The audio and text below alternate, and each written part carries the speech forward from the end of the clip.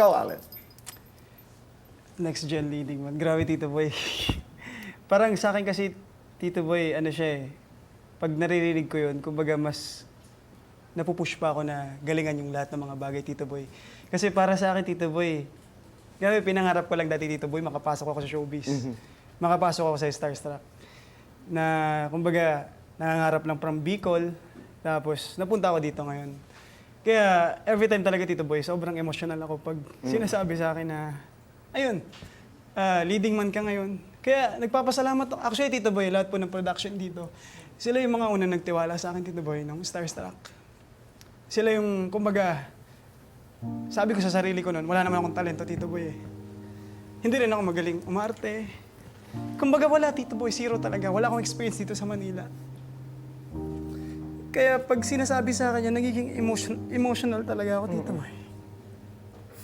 Alam niyo, nagmi-mix po yung gusto kong sabihin sa lahat na, grabe, nasabi ko lang ako, ngayon, pati nga, Tito Boy, pagiging mayaman, kailangan kong ano kasi, leading man daw, Tito Boy. Kumbaga talagang sobrang, ang sarap sa feeling, Tito Boy. Kumbaga hindi naman, nung pagpasok ko dito, hindi naman ako humingi ng sobra. Oo. Gusto ko lang talaga, hindi masayang yung efforts talaga ng magulang ko na. Yung tatay ko kasi, Tito Boy, laging wala yan. Yung mama ko naman, hindi siya pwede dito. Kasi 5 po kami magkakapatid. Ako yung panganay, Tito Boy. So, simula pagpunta ko dito, Tito Boy, umiiyak ako noon kasi mag-isa ako dito. Wala akong kasama. Until now, Tito Boy.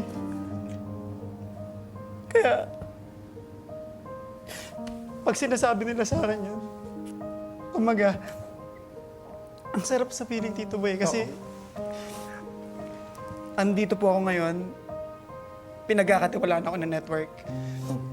Sa 5 years ko po sa showbiz, Tito Boy, talagang tinulungan nila ako para ma-improve po yung sarili ko, Tito Boy.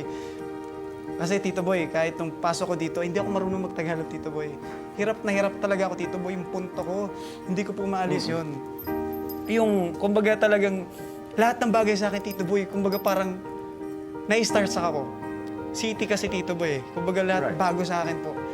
So, nahirapan ako kumbaga, humanap ng kaibigan kasi iba kinalakihan ko. Actually, doon nga sa Gen Z, Tito Boy, parang hindi ko na-feel na Gen Z ako eh. Parang feeling ko nga, Tito Boy, millennial pa rin ako eh. Kumbaga, andun pa rin ako sa kung paano lumaki yung mga magulang ko. Kumbaga, andun pa rin kaya, minsan talaga, Tito Boy, lagi ko sinasabi sa sarili ko, bakit nahihirapan ako mag-connect sa ibang tao? Oo. Bakit ganito gusto nila? Bakit ako, hindi ko makonect yung sarili ko?